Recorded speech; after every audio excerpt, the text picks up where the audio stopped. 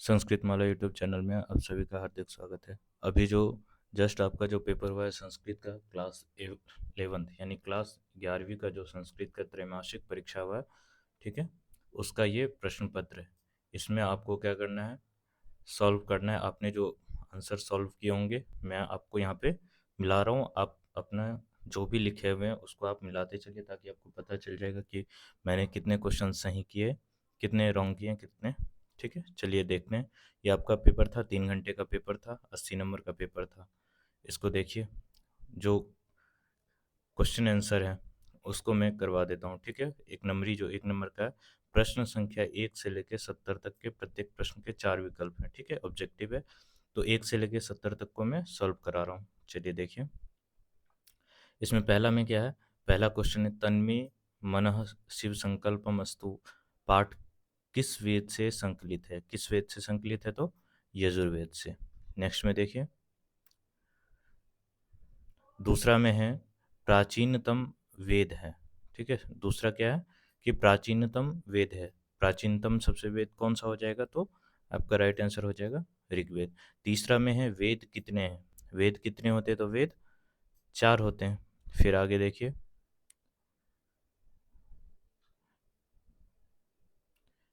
फिर है उसके बाद चौथा क्वेश्चन देखिए, यज्ञ संपादन दृष्टिया प्राथम्यम सर्वत्र स्वीक्रियते। इसमें रिक्त स्थान में से आपको पूर्ति करना है। ठीक है, विकल्प दिया है सामवेदस्य, अथर्वेदस्य, यजुर्वेदस्य, ऋग्वेदस्य।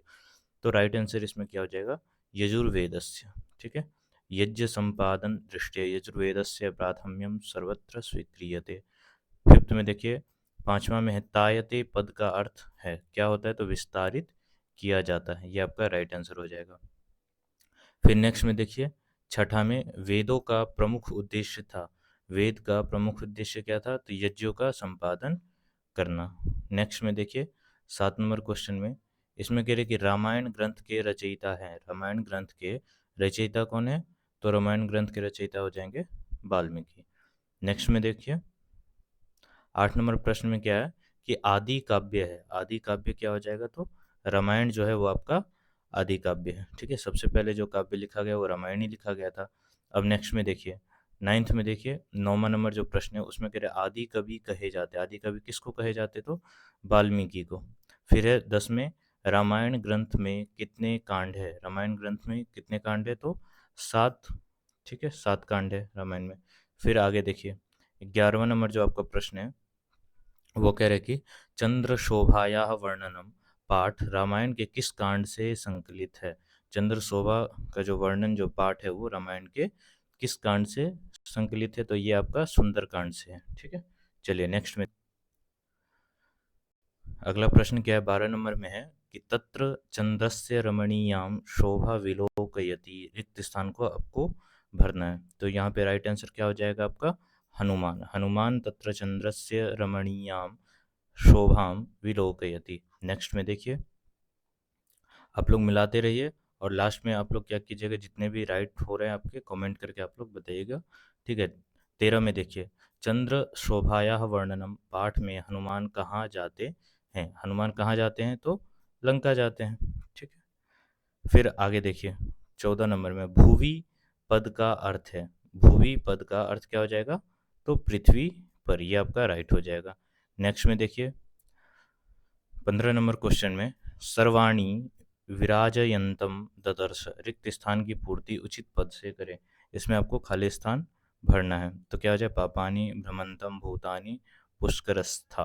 तो राइट आंसर इसका क्या हो जाएगा, राइट आंसर हो जाएगा भूतानी।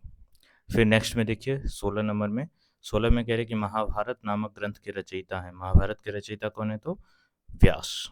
चलिए आगे देखिए, नेक्स्ट में क्या है, अगला है 17 नंबर क्वेश्चन हम लोग देखेंगे। 17 में क्या है कि कह रहे कि एतरयो महिदास पाठ के रचनाकार हैं। ठीक है, इस पाठ के रचनाकार कौन है, तो रामविलास चौधरी।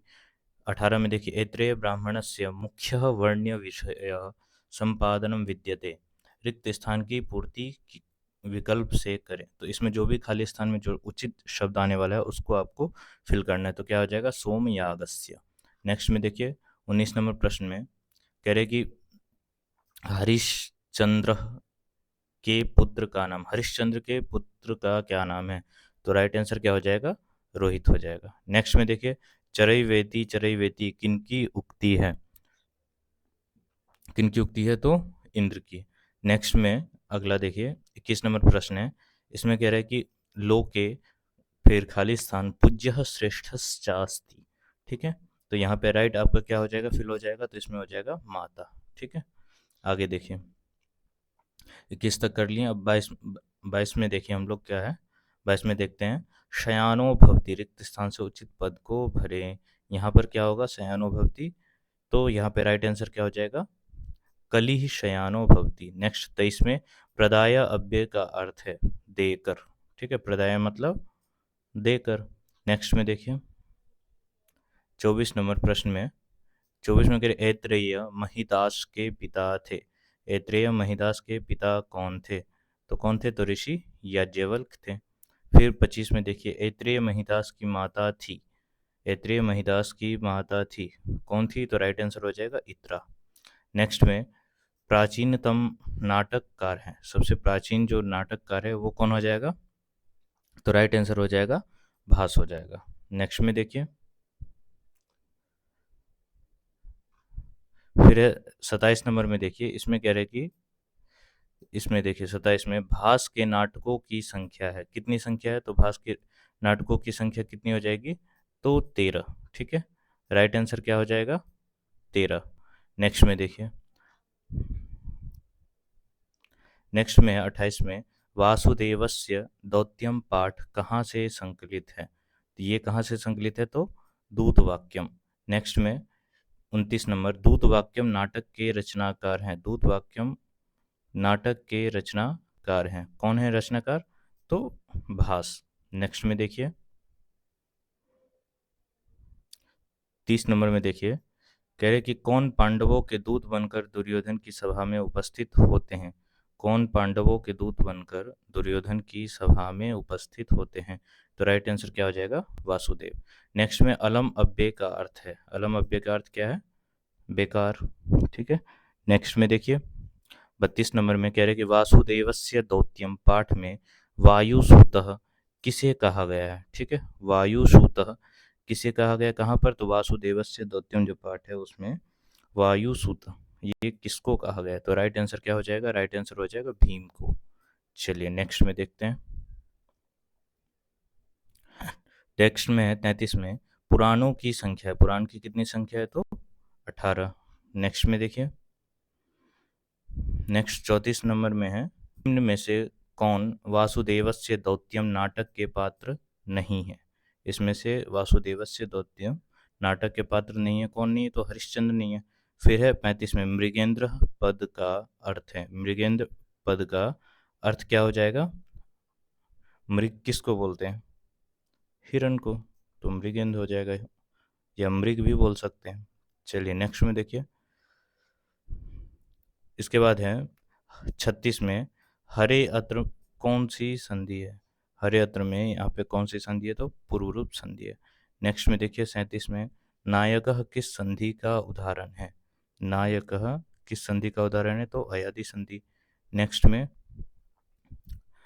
देखिए 38 नंबर, इसमें कह रहे कि मातेव का संधि विच्छेद है। माता प्लस इव मातेव, ये हो जाएगा आपका राइट आंसर। नेक्स्ट में देखिए,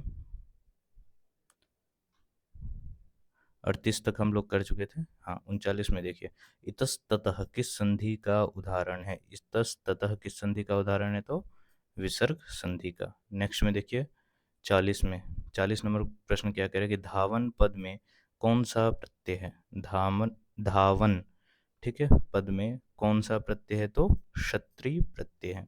नेक्स्ट में देखिए 41 में, कृत्वा अव्यय में कौन सा प्रत्यय है? कृत्वा अव्यय, कृत्वा जो शब्द है उसमें अव्यय में, कृत्वा जो पद होता है वो अव्यय है, उसमें कौन सा प्रत्यय है?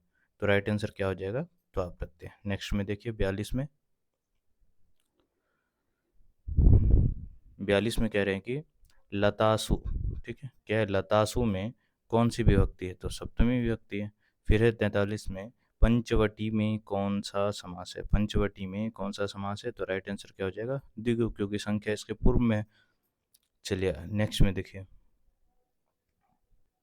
44 में देखिए, इसमें कह रहा है कि अव्ययीभाव समास में प्रथम पद क्या होता है, तो अव्यय होता है। नेक्स्ट असंभव 45 में असंभवम किस समास का उदाहरण है, तो नई तत्पुरुष। नेक्स्ट में देखिए 45 तक हम लोग सॉल्व कर चुके हैं। 46 में देखिए, 46 में क्या कह रहे हैं कि ए वर्ण, ए वर्ण का उच्चारण स्थान क्या है, तो कंठ और तालु।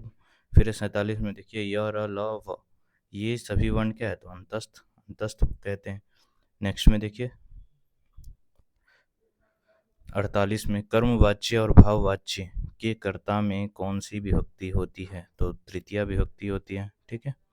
फिर नेक्स्ट में कर्म कारक में कौन सी विभक्ति लगती है, कर्म कारक में कौन सी विभक्ति लगती है, तो राइट आंसर क्या हो जाएगा, द्वितीय। फिर आगे देखिए 50 में, 50 में क्या है, 50 में कह रहे हैं कि संसार में कौन सा उपसर्ग है, संसार में कौन सा उपसर्ग है, तो सम उपसर्ग है, ठीक है। चलिए आगे देखिए, आप लोग मिलाते रहिएगा और अपना जो स्कोर है वो भी काउंट करते रहिएगा। लास्ट में आप लोग कमेंट कीजिएगा।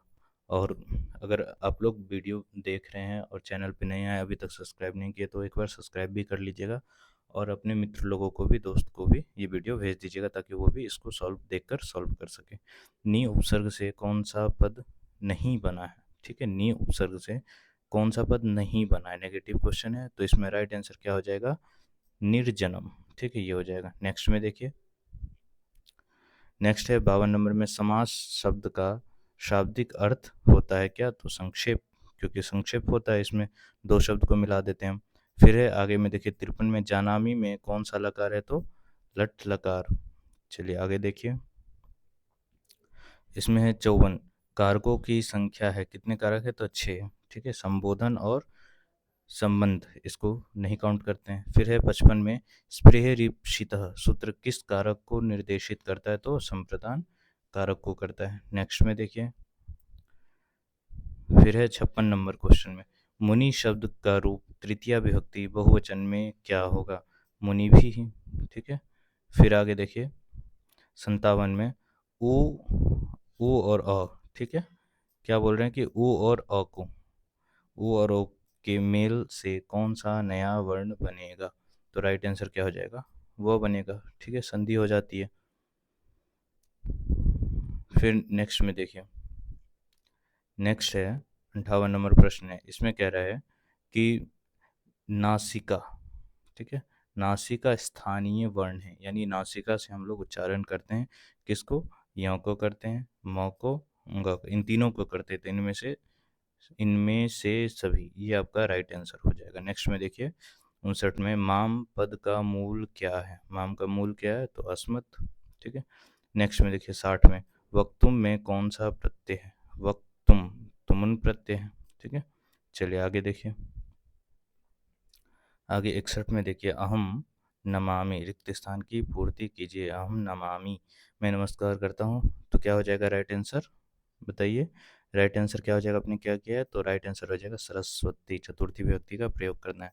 62 में देखिए सखी शब्द का रूप सप्तमी विभक्ति एक वचन में क्या होगा, सख्यो, ठीक है, राइट आंसर क्या हो जाएगा, सख्यो।